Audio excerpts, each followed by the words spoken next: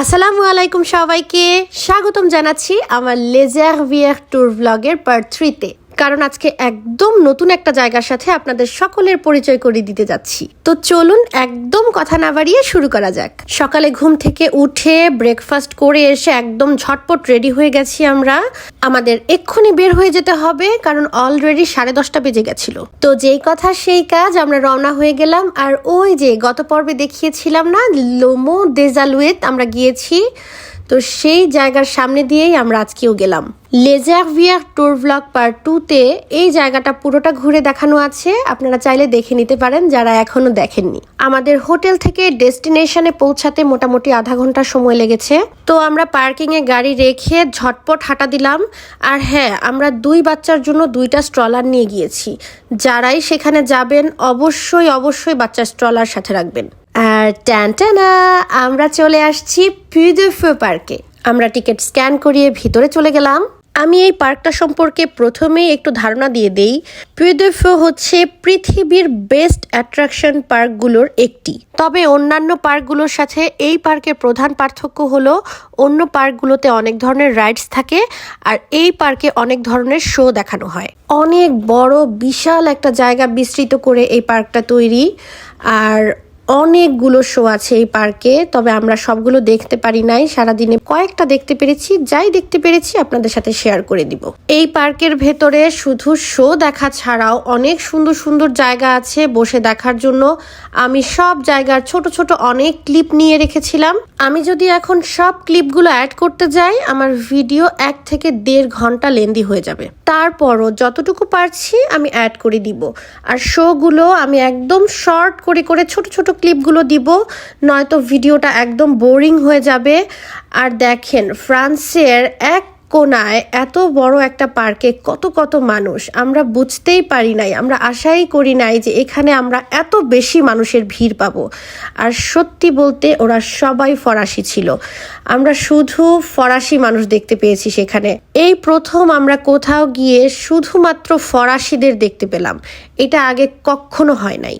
আর পার্কের ভেতরের হাঁটার রাস্তার 2 পাশে এমন গরু, ছাগল, হাঁস, মুরগি, ভেড়া, গাধা, ঘোড়া অনেক প্রাণী রেখে দিছে। তো সেগুলো তো আর দাঁড়িয়ে দেখারও কিছু নাই, আর অত সময়ও নাই, তাই টুকটাক কিছু ক্লিপ রেখে দিলাম আপনাদের দেখানোর জন্য।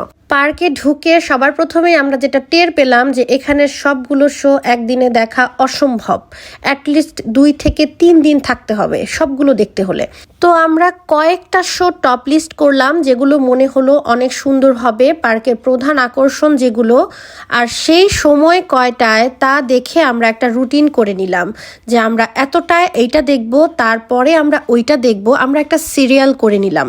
আর আমরা প্রথম যে শোটা দেখব লে ভিকিংস, সেটা শুরু হতে সময় তখনও বাকি ছিল প্রায় 1 ঘন্টার মতো।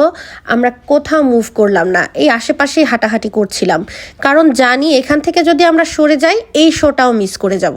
আমি সাফির সানায়াকে নিয়ে বসে না থেকে একটু টুকটাক আশেপাশে হেঁটে দেখছিলাম, 1-2টা ছবি তুলছিলাম, ভিডিও করছিলাম, এই তো। আমি আগে এই হলো আমাদের দেখা প্রথম শো লে ভিকিংস। এটা সকাল 11টার দিকে একবার হয়েছে, এখন আবার 1:30টায় একটা হচ্ছে। আমরা মাঝামাঝি একটা সিট দেখে বসেছিলাম, কিন্তু আমাদের একদম সামনে বসতে হতো। সামনে বসলে আমরা খুব ভালোভাবে দেখতে পারতাম। আমরা প্রায় 1.5 ঘন্টা অপেক্ষা করে প্রথম যে শো হবে, এই শোটা অলরেডি একবার হয়ে গেছে, তো আমরা অপেক্ষা করে এই প্রথম এই শোটাতে ঢুকলাম। আমি হয়তো শো এর খুব একটা বেশি অংশ দেখাতে পারবো না, কারণ কপিরাইট আসতে পারে, মিউজিক থাকবে, যাই থাকবে, খুব একটা দেখাবো না। অল্প যতটুকু পারি দেখিয়ে দেওয়ার চেষ্টা করব। দেখতে পাচ্ছেন এই একটা শো এর মধ্যে কত মানুষ বসেছে, তাহলে চিন্তা করেন পুরো পার্কে তখন কত মানুষ উপস্থিত ছিলেন। দেখেছি। এই তো লে ভিকিংস শো শুরু হয়ে গেল। আর আমার মনটাও খারাপ যে আমি এই শোগুলো পুরোটা অ্যাড করে দিতে পারছি না এবং মিউজিকও বন্ধ করে দিতে হচ্ছে, কারণ আমি চাই না আমার এত সুন্দর একটা ভ্লগ নষ্ট হোক। কোনো ধরনের কপিরাইট ইস্যু আসুক আমি একদমই চাই না। তবে আমি কিছুটা বলে দেই এই গল্প সম্পর্কে। গল্পের শুরুতে ছিল রাজা রানীর বিয়ে হয়, ওরা সুখে শান্তিতে থাকে, তারপর ভিলেন আসে, ভিলেন সেই রাজ্যের ক্ষতি করতে চায়, তারপরে একটা যুদ্ধ হয়, যুদ্ধে অনেক ক্ষয়ক্ষতি হয়, মানুষ মারা যায়, আর শেষমেশ ওদের একটাই কথা থাকে যে যুদ্ধ না, শান্তি চাই, সবাই মিলেমিশে থাকতে চাই। এই তো হ্যাপি এন্ডিং। এই শোটাকে অনেকটা মঞ্চ নাটকই বলা যেতে পারে। খুব সুন্দর একটা স্টোরি নিয়ে খুব সুন্দর করে উপস্থাপনা করা হয়েছে এবং এর মধ্যে অনেক টেকনিক্যাল বিষয় ছিল যেগুলো মুখে বলে আসলে বোঝানো সম্ভব না। অনেক টুকটাক ব্যাপার ছিল, খুবই সুন্দর ছিল শো। টেকনিক্যাল ব্যাপারের একটা উদাহরণ আমি দেই। এই যে একটা নৌকা উঠে আসছে দেখেন পানির নিচ থেকে, এখানে কিছু মানুষ আগেই পানির নিচ থেকে এইভাবেই দাঁড়ানো ছিল, তারা পানির নিচের থেকে উঠে আসছে। খুবই নিখুঁত ছোট ছোট ওরা অনেক টেকনিক্যাল ব্যাপার স্যাপার অ্যাড করেছে, যার জন্য এই শোগুলো আরো বেশি ভালো লেগেছে। কারণ মুভিতে বা স্ক্রিনে ভিএফএক্স বা বডি ডাবল বিভিন্ন কিছু ব্যবহার করার সুযোগ আছে, কিন্তু মঞ্চে এই ব্যাপারগুলো টেকনিক্যালি দেখানো খুবই কঠিন, মোটেও সহজ ব্যাপার না। প্রত্যেকটা শট পারফেক্টলি দেওয়া, একদম এতটা নিখুঁতভাবে দেওয়া, এটা মোটেও সহজ কথা না। তো আমাদের প্রথম শো লে ভিকিংস দেখা শেষ হলো, আর আমরা ভাবছিলাম যে দ্বিতীয় কোন শোটা দেখা যায়। পরবর্তীতে আমরা যে শো দেখব সেটা শুরু হতেও প্রায় 2 ঘন্টা সময় বাকি। তো আমরা হাঁটাহাঁটি করছিলাম, সুন্দর সুন্দর জায়গাগুলো ঘুরে দেখছিলাম, আর এই সময়ের মধ্যে আমরা দেখে নিয়েছিলাম লো মিস্টার দো লা পেরাউস। লো মিস্টার দো লা পেরাউস হচ্ছে রাজা লুইস 16 একটি বৈজ্ঞানিক অভিযানের গল্প। এর ভেতরেও এত জিনিসপত্র আছে, এত কিছু দেখানোর আছে, এটা অসম্ভব একটা ভিডিওতে দেখানো।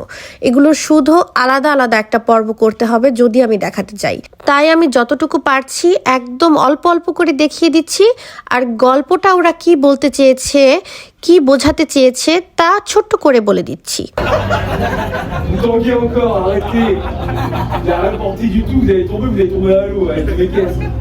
এই যে অভিনেতাদের দেখতে পাচ্ছেন, ওরা ঘন্টার পর ঘন্টা একই গেট আপে অভিনয় করে যাচ্ছে, কথা বলে যাচ্ছে একটা বাস্তব ফিল দেওয়ার জন্য।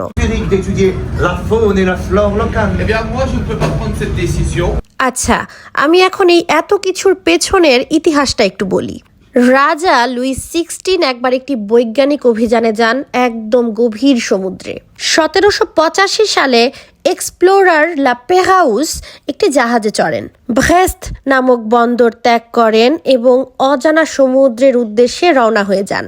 জাহাজে চড়ে কেপ হর্ন থেকে আলাস্কা, ভ্যানিকুরো পর্যন্ত দুর্দান্ত আবিষ্কারগুলোতে অংশ নেন এবং অনেক বেশি ভয়ঙ্কর ঝড়ের আবহাওয়ার সম্মুখীন হন। তো এখানে লা পেরাউসের রহস্যময় যাত্রা, তার আবিষ্কারগুলো, তার অভিজ্ঞতাগুলো সবকিছু শেয়ার করা হয়েছে। আমি তো অনেক ভিডিও ক্লিপস নিয়েছি, কিন্তু দুঃখজনকভাবে তেমন কিছুই অ্যাড করতে পারছি না, আমার ভিডিও অনেক বেশি লেন্দি হয়ে যাবে তাই। তবে হ্যাঁ, আমি নিজের কথা এতটুকুই বলতে পারি, এই সব কিছু থেকে আমি নিজের জন্য খুব ভালো কিছু অভিজ্ঞতা নিয়ে আসতে পেরেছি। লো মিস্টার দো লা পেরাউস থেকে বের হয়ে আমরা পরবর্তী শো দেখতে চলে যাচ্ছিলাম, আর দেখেন সব জায়গায় এমন অনেক কিছু বানিয়ে রাখা হয়েছে, আমরা খুব ডিটেইলস দেখতে পারি নাই, দূর থেকে ক্লিপ নিয়ে রেখেছি। আমাদের পরবর্তী শো হচ্ছে লা দ্যার্নিয়ার পানাশ। এটা পুই দে ফুর বেস্ট শোগুলোর একটি। আর দেখেন মানুষের ভিড় দেখেন। এই হলো লা দ্যার্নিয়ার পানাশ শো এর ভেতরের অবস্থা। এইখানে কত শত মানুষের বসার জায়গা করা আছে আমি ঠিক জানি না, কিন্তু দেখেন এই হলটা পুরোপুরি কানায় কানায় টইটম্বুর। লা দ্যার্নিয়ার পানাশ ছিল একটি মঞ্চ নাটক, যার মধ্যে ইতিহাস থেকে নেয়া একটি গল্পকে 360 ডিগ্রি একটা হলে দেখানো হয়েছে। 360 ডিগ্রি স্ক্রিন বলতে আমি বোঝাতে চাচ্ছি একটা সম্পূর্ণ গোল একটা স্ক্রিনের ভেতরে আমরা ছিলাম, এবং মাঝখানে আমরা যেই ফ্লোরটার উপরে বসেছিলাম সেই পুরো ফ্লোরটা মানে পুরো হলটা ঘুরছিল। একবার এক একটা স্ক্রিনের সামনে নিয়ে আমাদের দাঁড় করা ছিল, এক একটা মঞ্চের সামনে দাঁড় করা ছিল, আর অভিনেতারা সেই নাটকটা মঞ্চস্থ করছিল। এই বিষয়গুলো আসলে মুখে বলে গল্পে বলে বোঝানো অনেক কঠিন। এই সব কিছু চোখের সামনে দেখার অভিজ্ঞতা সম্পূর্ণ আলাদা, খুব সুন্দর। যেমন এই ক্লিপটাই খুব ভালোভাবে লক্ষ্য করুন, দর্শক যেখানে বসে আছে হলের যেই পার্টটাতে, মাঝখানে সেই অংশটুকু ঘুরছে, ঘুরে ঘুরে অন্য একটা মঞ্চের সামনে গিয়ে দাঁড়াচ্ছে। যাই হোক, অন্যান্য সব শো এর মতো এই শোটাও আমি কোনো ধরনের মিউজিক ছাড়া অ্যাড করে দিচ্ছি। তবে হ্যাঁ, মিউজিক সহ ছোট ছোট ক্লিপ আমি শর্টস আকারে আমার ইউটিউব চ্যানেলে পোস্ট করব, অবশ্যই দেখে নিতে পারেন সেখান থেকে। আর লা dernière panache এই শোটা, এই মঞ্চ নাটকটা যেই ইতিহাসের উপরে ভিত্তি করে বানানো হয়েছে, আমি সেই ইতিহাসটা আপনাদের সাথে ছোট্ট করে শেয়ার করছি। Francois Athanase Charette de la Contrie। হ্যাঁ, খটোমটো এই শব্দটি একজন ব্যক্তির নাম। যেই ব্যক্তিটি এখন স্ক্রিনে দেখতে পাচ্ছেন, এটা তারই নাম। তিনি শাহেদ নামে পরিচিত ছিলেন। নামটি বোঝার সুবিধার্থে আমি স্ক্রিনে লিখে দিচ্ছি। তিনি ছিলেন আমেরিকান স্বাধীনতা যুদ্ধের নায়ক। 1793 সালে স্বাধীনতার জন্য চূড়ান্ত লড়াইয়ে তার জীবন একদম ওলটপালট হয়ে গিয়েছিল। আপনারা অবশ্যই তার নামটি গুগলে সার্চ দিলে আরো বেশি কিছু তার সম্পর্কে জানতে পারবেন। এই মঞ্চ নাটকে মোটামুটি মিসিও শাহেদ কিভাবে যুদ্ধের সাথে সম্পৃক্ত হয়েছিলেন, যুদ্ধে তিনি কিভাবে অংশগ্রহণ করলেন, তার জীবনে কি কি ঘটনা ঘটেছিল, তাকে কিভাবে বন্দি করা হয়েছিল, এই সব কিছুই আছে এই নাটকে। 1796 সালের 29 মার্চ তাকে গুলি করে হত্যা করা হয়। আর তার মৃত্যুর মধ্যে দিয়েই লা deuxième guerre de Vendée অর্থাৎ ভন্দের দ্বিতীয় যুদ্ধের সমাপ্তি ঘোষণা করা হয়। এই পুরো পার্কে ফরাসি এমন বিভিন্ন ইতিহাসের অংশকে এমনভাবে মঞ্চস্থ করা হয়েছে। আমরা এখন শেষ করলাম লা dernière panache। এটা শেষ করে এখন দৌড়ায় আরেকটা শো দেখতে আসছি। মানে এমনভাবে শোগুলো সেট করা একটার পরে একটা, 5 মিনিট এদিক সেদিক হলে মিস করে যাব একদম। আমি হাঁপাই গেছি দৌড়াইতে। এই শোটা অলরেডি একবার মিস করছি, এখন আর মিস করা যাবে না, একদম ছুটে আসছি। তো দেখা যাক কি আছে। আমরা এখন বসে আছি Le Signe de Triomphe, একটা শো হবে এখানে। এটা one of the best shows Puy de Feu।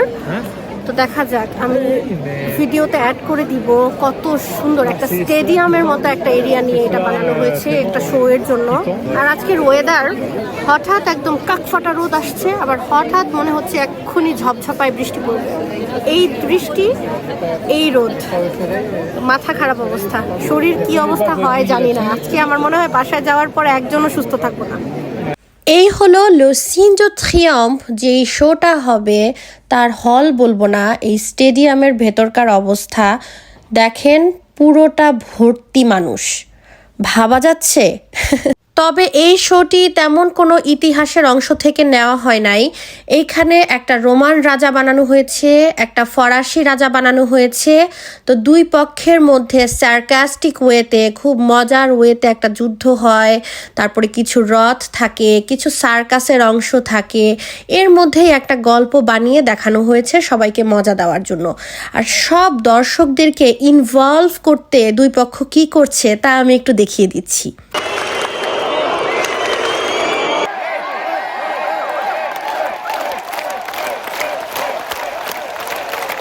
আচ্ছা, এখন যা দেখাবো সবাই একটু মনোযোগ দিয়ে দেখবেন কি হচ্ছে।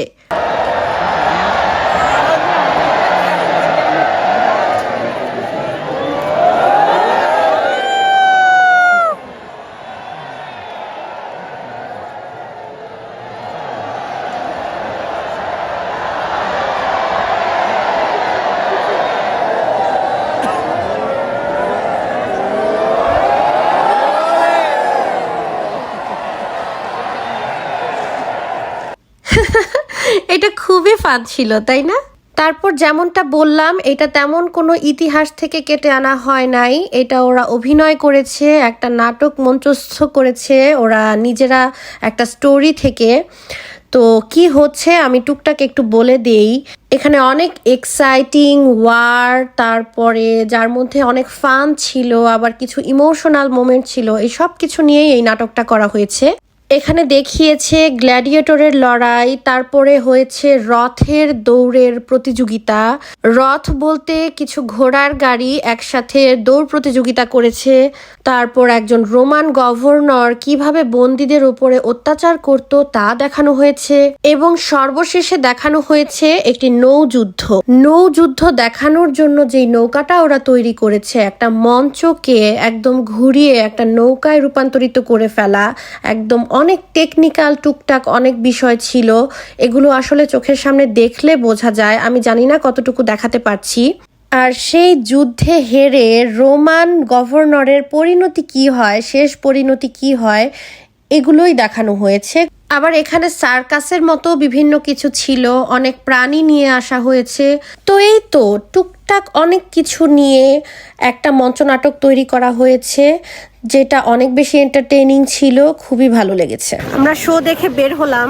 স্টেডিয়ামের মতো যে বড় একটা প্লেসে শো হলো, এই যে এটা হচ্ছে এটা। জাস্ট ইমাজিন করেন একটা স্টেডিয়াম ভরা মানুষ, হ্যাঁ, কোনো জায়গা খালি নাই, একটা ফুল স্টেডিয়াম একদম ভর্তি ছিল মানুষ। এখন আমরা যাব পাখির শো দেখতে। এক্ষুনি গিয়ে লাইনে দাঁড়াতে হবে, নয়তো বন্ধ হয়ে যাবে। আর আমি জানি না শো এর কতটুকু আসলে আমি অ্যাড করতে পারবো। ভ্লগে খুব বেশি আমি অ্যাড করতে পারবো না, আমি শর্টস বা রিল বানিয়ে দিব কিছু কিছু। কারণ ভ্লগে যদি আমি অ্যাড করি কপিরাইট আসার সম্ভাবনা অনেক বেশি, তাই আমি খুব একটা বেশি ক্লিপ ভ্লগে অ্যাড করবো না, খুব ছোট ছোট করে, এবং হয়তোবা আমি সাউন্ড অফ করে দিব। তো কিছুই করার নাই, আমি চাই না আমার এত সুন্দর একটা জায়গায় আসা ভ্লগ নষ্ট হয়ে যাক, আমি চাই না।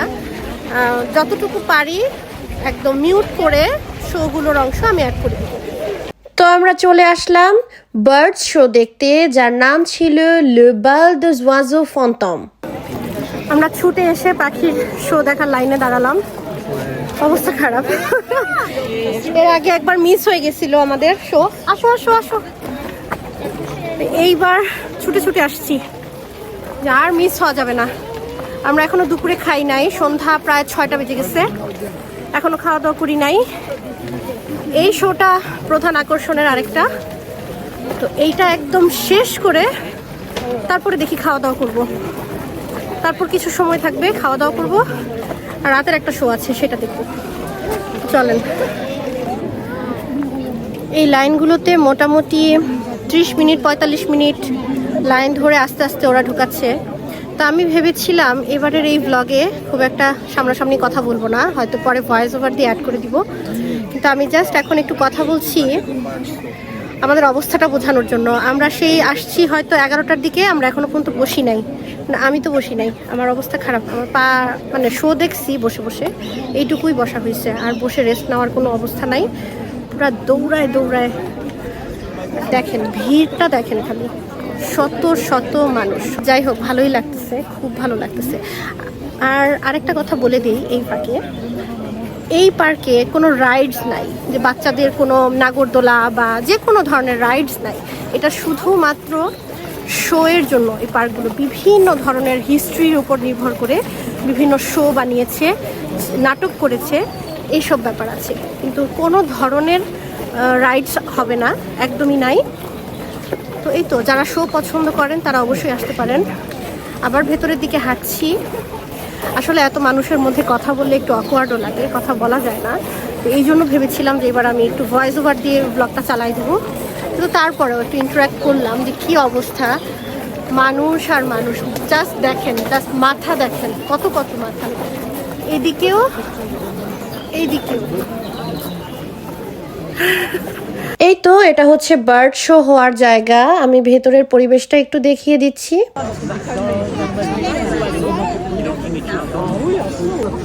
দেখি সানায়া কই। আচ্ছা, পাখির শোয়ে ভিডিও করতে কিছু প্রবলেম হচ্ছিল, কারণ হলো পাখি তো এক জায়গায় স্থির থাকে না, উড়ে উড়ে এক জায়গা থেকে এই দিক দিয়ে আসছে আবার ওই দিক দিয়ে চলে যাচ্ছে। এত তাড়াতাড়ি আসলে ক্যামেরা আমি মুভ করতে পারছিলাম না, আর ক্যামেরার মধ্যে ধরতেও পারছিলাম না পাখিটা কোন দিক দিয়ে আসছে কোন দিক দিয়ে যাচ্ছে।